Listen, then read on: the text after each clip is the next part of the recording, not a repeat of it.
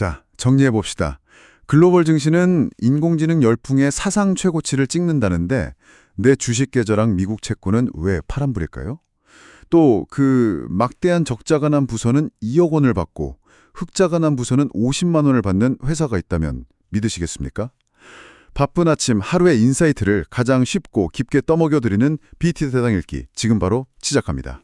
네, 오늘 우리가 짚어볼 뉴스들 증시부터 시작해서 부동산 그리고 우리가 매일 쓰는 배달 앱까지 겉보기엔 다 다른 이야기 같거든요. 네, 그렇죠. 근데 꼬리를 물고 들어가 보면 결국 자본과 기술이 우리 일상을 어떻게 흔들고 있는가 이 하나의 거대한 흐름으로 연결되어 있습니다.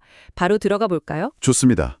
먼저 시장의 가장 뜨거운 조명이죠. 주식시장 이야기부터 좀 해보죠.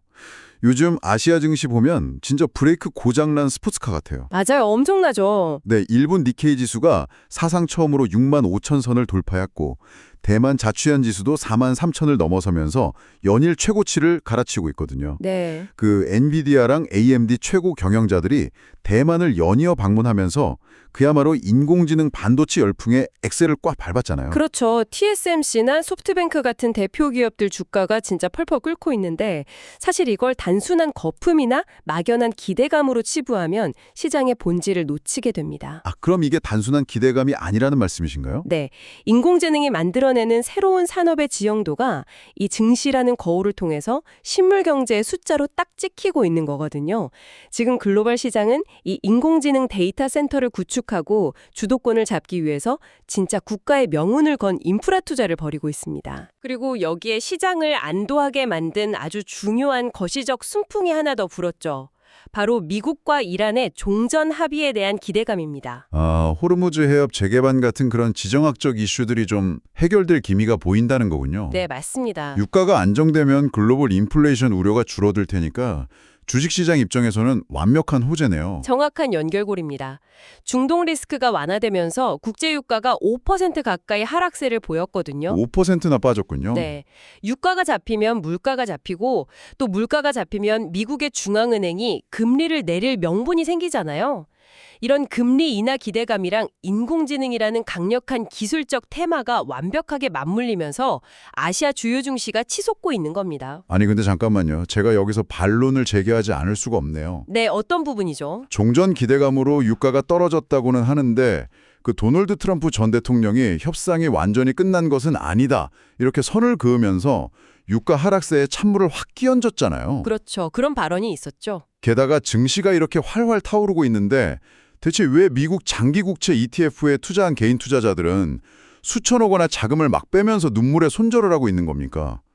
물가가 잡힐 거라면 채권 시장도 안정을 찾아야 앞뒤가 맞는 거 아닌가요? 그게 모순처럼 보일 수 있는데 바로 그 현상이 현재 시장이 얼마나 양극화되어 있고 변동성이 큰지를 보여주는 핵심입니다. 어째서 그런 거죠? 일단 트럼프 전 대통령 발언 한마디에 유가가 출렁이 없다는 건 시장 참여자들이 그만큼 희망과 현실 사이에서 극도로 예민해져 있다는 뜻이고요. 네. 네, 그리고 청취자 여러분의 계좌랑 직결된 미국 장기국채 ETF 이야기를 해보자면 지금 미국 장기국채 금리가 무려 19년 만에 최고치 수준에서 내려오질 않고 있어요. 청취자 여러분 중에서도 이제 금리가 고점 찍었으니까 내릴 일만 남았다. 이렇게 생각해서 장기채 ETF 담으신 분들 꽤 계실 텐데요. 네, 많이들 담으셨죠. 금리랑 채권 가격이 반대로 움직인다는 건 저도 알거든요. 기존에 연 3% 이자를 주는 채권을 샀는데 시장 금리가 연 5%로 오르면 제가 가진 3%짜리 채권은 매력이 떨어져서 가격이 하락하잖아요. 아주 정확한 설명입니다. 근데 왜 투자자들의 예상과 달리 금리가 안 내려가는 건가요? 분명히 물가가 잡히고 있다면서요. 그게 겉으로 보이는 상품 물가는 유가 하락으로 어느 정도 잡히고 있는 게 맞는데요. 서비스 물가나 주거비 같은 끈적끈적한 근원 물가가 여전히 너무 높기 때문입니다. 근원 물가가 문제군요. 네, 투자자들은 이쯤이면 바닥이겠지, 올해 안에는 무조건 금리를 큰 폭으로 내리겠지, 이런 확신을 가지고 장기채 ETF를 매수했거든요. 그렇죠. 하지만 미국 경제가 너무 탄탄하고 또 인플레이션 불씨가 살아있으니까 중앙은행이 금리 내릴 시기를 계속 뒤로 미루고 있는 겁니다. 결국 금리 하락이라는 방향성 자체는 맞을지 몰라도 그 타이밍 타이밍을 잘못 예측한 대가를 진짜 톡톡히 치르고 있는 셈이군요. 모두가 확신하는 확실한 투자처에 사실은 가장 큰 위험이 숨어 있을 수 있다는 게 참 뼈 아픕니다. 네. 자, 그럼 거시 경제의 차가운 현실을 확인했으니까 이제 시선을 좀 좁혀서 다시 뜨거운 기술의 세계, 우리나라 1위 기업 이야기로 넘어가 보겠습니다. 네, 좋습니다. 삼성전자가 세계 최초로 900단 V낸드 시제품 개발에 성공했다는 소식이 들려왔어요. 저는 딱 이걸 보면서 아파트 층수 올리기가 떠올랐거든요. 아, 비유가 아주 찰떡이네요. 네, 현재 SK 하이닉스가 321단으로 앞서가고 있고 또 중국의 YMTC가 무섭게 추격하는 상황 아니었습니까? 맞습니다. 아주 맹추격 중이었죠. 근데 갑자기 우리는 900층짜리 지을 거다 이러면서 시제품을 딱 내놓은 건데 이게 구체적으로 왜 게임 체인저가 되는 건가요? 방금 말씀하신 아파트 비유를 제가 조금 더 기술적으로 깊게 파고 들어보겠습니다. 낸드 플래시는 데이터를 저장하는 방을 위로 높게 쌓을수록 용량도 커지고 효율도 극대화되거든요. 네네. 근데 300단을 넘어서 900단을 쌓는다는 건 이게 단순히 벽돌을 더 올리는 수준의 문제가 아닙니다. 그 900층짜리 아파트를 지었다고 상상해 보세요. 아득하네요. 네, 전기가 1층부터 900층까지 눈 깜짝할 새 막힘없이 통행하잖아요. 네. 반도체에서는 이걸 채널홀 애칭이라고 부르는데 층층에 쌓인 미세한 막을 꼭대기부터 바닥까지 한 번에, 그것도 아주 수직으로 반듯하게 구멍을 뚫어야 합니다. 와, 한 번에요? 네, 조금이라도 기울어지면 칩 전체가 불량품이 되거든요. 아, 단순히 높이 써 있는 게 문제가 아니라 그 꼭대기에서 바닥까지 하나의 오차도 없이 고속 엘리베이터 통로를 뚫어내는 게 핵심 기술이군요. 정확합니다. 삼성전자의 이번 900단 성공은 기존의 방식으로 한계에 부딪혔던 어떻게 뚫고 어떻게 연결할 것인가에 대한 새로운 기술적 해답을 찾았다는 거죠. 즉, 패러다임의 전환을 이뤄냈다는 뜻입니다. 아하, 패러다임이 바뀐 거다. 네, 중국이 엄청난 자본력으로 200대 300단까지는 100개고 추격해올 수 있었지만요. 이 900단이라는 숫자는 완전히 차원이 다른 물리적 장벽이거든요. 진짜 꿈의 숫자네요? 네, 꿈의 숫자라 불리는 첨단 시대를 향한 길목에서 중국의 추격에 완전히 쐐기를 박아버린 강력한 한 수인 셈입니다. 와, 진짜 기술적으로는 진짜 외계인을 고문해서라도 추격차를 만들어내고 있는 것 같은데 제가 여기서 정말 이해가 안 가는 건 이 회사의 내부 상황입니다. 아, 성과급 문제 말씀이시군요. 네, 아니 밖에서는 이렇게 승승장구하면서 기선을 제압하고 있는데 정작 집안은 성과급 때문에 난리가 났다고요? 네, 참 아이러니한 상황이죠. 앞서 오프닝에서도 잠깐 언급했지만 반도체를 담당하는 DS 부문은 작년에 막대한 적자가 났음에도 불구하고 최대 2억 원에 가까운 특별 경영 성과급을 챙겼잖아요. 네, 그랬죠. 근데 반면에 열심히 일해서 흑자를 낸 삼성전기나 삼성 SDI 같은 다른 계열사 직원들은 달랑 50만 원을 받았다고 하더라고요. 저도 직장인이지만 이거 너무 불공평한 거 아닙니까? 조직 내부의 수익 정산 구조에 특별한 비밀이 있는 건가요? 아니면 단순히 파업이 무서워서 돈으로 입을 막은 건가요? 안타깝게도 후자에 가깝습니다. 삼성이라는 거대한 조직을 지금까지 세계 최고로 이끌어온 가장 강력한 철학이자 엔진이 바로 성과 있는 곳에 확실한 보상이 있다, 이 원칙이었거든요. 철저한 성과주의죠. 맞습니다.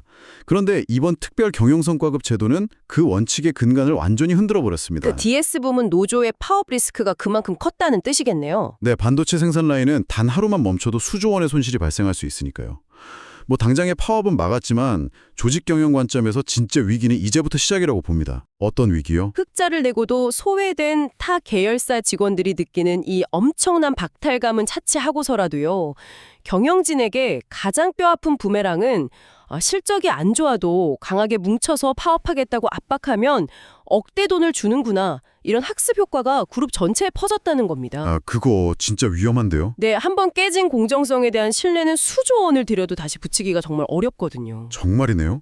무너진 원칙이 조직 내부의 문화를 어떻게 좀먹는지 보여주는 아주 전형적인 사례 같습니다. 네. 근데 이 갈등의 파장이 단순히 회사 내부의 사기 저하로 끝나는 게 아니라 흥미롭게도 경기 남부 부동산 시장까지 아주 강하게 뒤흔들고 있잖아요. 네, 맞습니다. 이게 이른바 반도체 머니의 나비 효과죠. 그렇습니다. 기업 내부의 자본 흐름이 지역 경제를 어떻게 왜곡시킬 수 있는지 보여주는 아주 생생한 현장입니다. 제가 기사를 보니까 노사 합의로 2억 원대 성과급 지급이 가시화되자마자 그 동탄, 수지, 영통 같은 주요 아파트 단지 호가가 하루아침에 1억 원씩 쑥쑥 올라가고 있대요. 엄청나죠, 진짜. 네, 집주인들이 매물을 싹 걷어들이면서 콧대를 막 높이고 있는 거죠.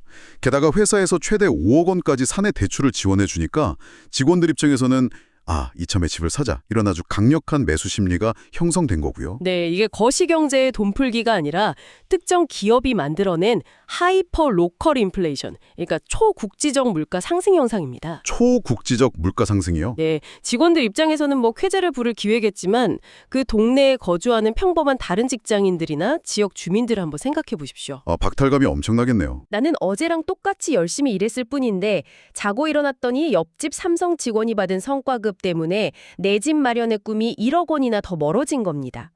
거대한 자본의 흐름이 만들어낸 또 다른 형태의 씁쓸한 소외 현상이죠. 맞습니다.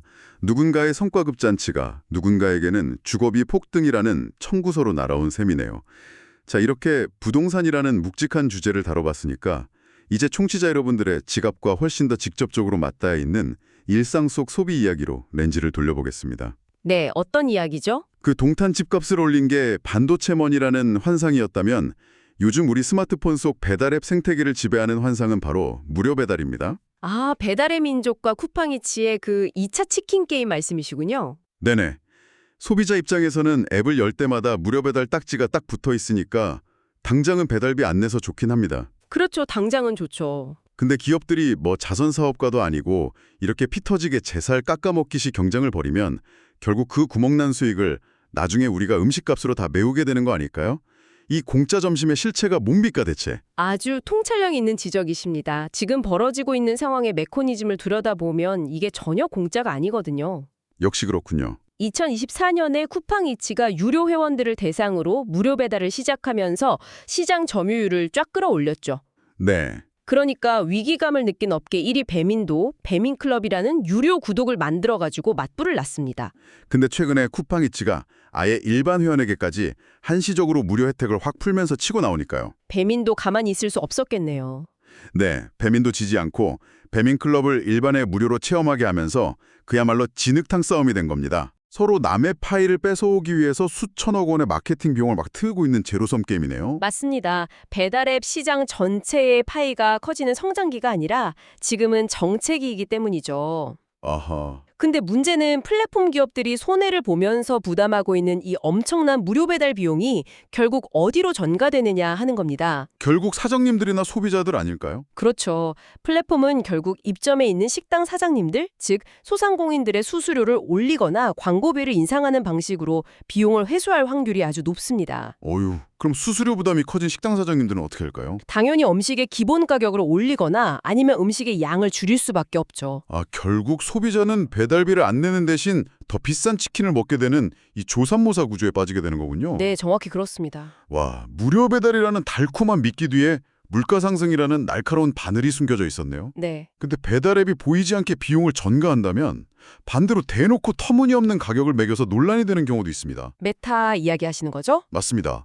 지난 25일에 메타가 차세대 인공지능 스마트 안경을 국내에 정식 출시했잖아요. 네. 음성 명령도 되고 핸즈프리로 실시간 동영상 촬영도 되는 아주 혁신적인 기기라 얼리 어답터들 관심이 엄청 쏠렸는데 가격표가 공개되고 다들 경악했습니다. 가격 차이가 좀 났죠. 좀 난 정도가 아니에요.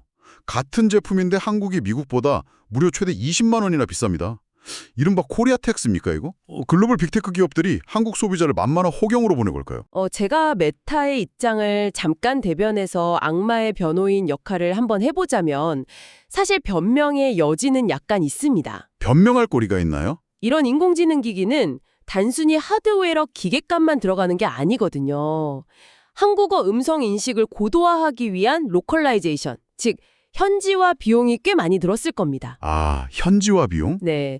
게다가 국가마다 다른 관세나 부가세 구조를 핑계댈 수도 있겠죠. 아니 근데 요즘 소비자들이 그런 변명을 곧이곧대로 믿어주나요? 스마트폰 클릭 몇 번이면 미국 아마존 가격부터 환율, 배송비까지 진짜 10초 만에 계산이 다 끝나는 시대인데요. 바로 그게 핵심입니다.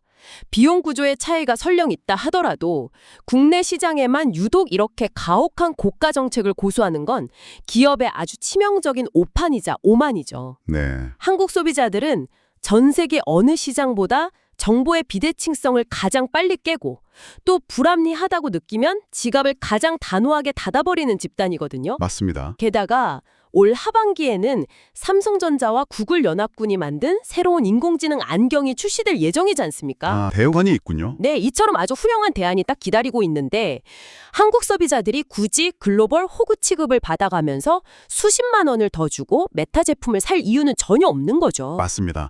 소비자의 냉정함을 얕보다가는 진짜 큰 코 다치죠. 그 무서움을 보여주는 아주 극적이고 상징적인 증거가 바로 카카오톡 산물하기 순위의 변화입니다. 아, 스타벅스 이야기군요. 네, 청취자 여러분, 주변 지인한테 가볍게 축하할 일이나 답례할 일이 생겼을 때 제일 먼저 떠오른 선물이 뭐였나요?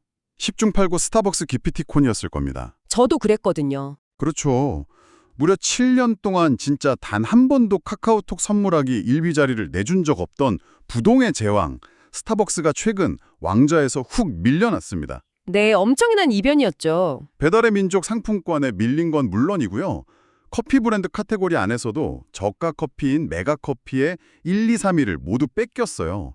이거 단순히 사람들이 가성비를 찾아서 커피값이 비싸서 일어난 일이라고 봐야 할까요? 물론 경제 불황으로 인한 가성비 선호 트렌드도 분명히 영향을 미쳤겠죠. 하지만 전문가들은 훨씬 더 근본적이고 치명적인 원인을 다른 곳에서 찾고 있습니다. 어디서 찾고 있나요? 바로 최근 스타벅스를 둘러싸고 벌어졌던 5.18 민주화 운동 관련 마케팅 논란입니다. 사실관계를 객관적으로 딱 짚어보자면 특정 매장의 프로모션 문구나 소셜미디어 게시물 등이 역사적 감수성을 건드렸다는 비판이 온라인 커뮤니티를 중심으로 확산이 되었죠. 단순히 커피가 비싸서 안 먹는 게 아니라 이런 역사적 논란이 실질적인 타격을 줬다는 거군요. 그렇습니다. 중요한 건 이 논란이 과거처럼 그냥 온라인에서의 일회성 갑론을 박이나 며칠짜리 해프닝으로 안 끝났다는 점입니다. 불매운동으로 이어진 건가요? 네, 소비자들이 역사적 인식이 부족한 브랜드라는 낙인을 딱 찍고 그것을 카카오톡 선물하기라는 아주 실질적인 구매 행동의 변화로 연결을 해버렸습니다. 와, 가장 무난하고 안전한 선물이라는 이 7년짜리 견고한 타이틀이 단발성의 불매운동 여론 하나에 아주 허무하게 무너져 내린 겁니다. 와, 진짜 소름 돋네요. 과거에는 소비자들이 단순히 커피의 맛이나 브랜드 로고가 주는 허영심을 소비했다면 이제는 그 브랜드가 가진 사회적, 역사적 인식과 기업 윤리까지 철저하게 검증하고 소비한다는 거잖아요. 정확합니다. 7년의 아성이 한순간에 윤리적 논란으로 무너질 수 있다는 건 모든 기업들에게 진짜 엄청난 경종을 울리는 사건 같습니다. 자, 전문가님, 오늘 우리가 짚어본 이 다이내믹하고도 묵직한 소식들 어떻게 딱 요약할 수 있을까요? 네, 오늘 다룬 모든 뉴스를 관통하는 단 하나의 키워드는 바로 초연결 사회의 나비 효과입니다. 나비 효과요? 네, 글로벌 인공지능 주도권 경쟁이랑 중동의 지정학적 리스크가 내 주식 계좌와 국채 수익률을 결정짓고요. 삼성전자 내부의 성과급 타결안이 며칠 만에 내 동네 아파트 호가를 1억 원씩 띄웁니다. 네. 그리고 플랫폼 기업들의 겉보기에 달콤한 출혈 경쟁이 내일 내가 시켜 먹을 치킨값을 결정하고 기업의 단 한 번의 역사적 실수가 7년간 쌓아온 국민 브랜드의 철옹성을 순식간에 무너뜨리죠. 정말 다 연결되어 있네요. 네, 그야말로 거시경제와 미시적인 일상이 자본주의의 논리와 소비자의 철학이 아주 촘촘하게 얽혀서 다이내믹하게 상호작용하는 시대 한가운데를 우리가 걷고 있습니다. 정말 명확한 정리입니다. 세상에 일방적이고 고립된 뉴스는 없다는 걸 다시 한번 깨닫게 되네요. 오늘 우리가 살펴본 이야기들을 들으면서 저는 절대적인 것은 없다, 이 명제를 다시 떠올렸습니다. 네. 물가가 잡히면 금리가 내릴 거라는 절대적인 믿음, 그리고 천단을 향해 가는 낸드 기술 앞에서는 기존의 1위 기업이 언제 뒤집힐지 모른다는 긴장감, 또 7년 동안 왕자를 지키던 국민 브랜드도 소비자들의 가치 판단 앞에서는 한순간에 흔들릴 수 있다는 사실까지요. 맞습니다. 청취자 여러분, 여러분의 일상 속에서 혹은 여러분이 투자하고 있는 포트폴리오 안에서 이건 무슨 일이 있어도 절대 안 변할 거야, 이렇게 맹신하고 계신 것은 혹시 없으신가요? 한 번쯤 돌아볼 필요가 있죠. 네, 어쩌면 그 단단하고 안일한 믿음이 내일 아침 우리가 마주하게 될 가장 위험한 표지판일지도 모릅니다. 세상의 변화를 읽어내는 힘은 바로 그 당연한 것을 의심하는 데서 시작하니까요. 바쁜 아침 BT의 세상 읽기와 함께 깊은 통찰 나눠주셔서 감사합니다. 오늘 하루도 여러분만의 날카로운 시선이 빛나는 하루 보내시길 바랍니다. 다음 시간에도 가장 흥미롭고 유익한 세상 이야기로 찾아오겠습니다. 안녕히 계세요. 감사합니다.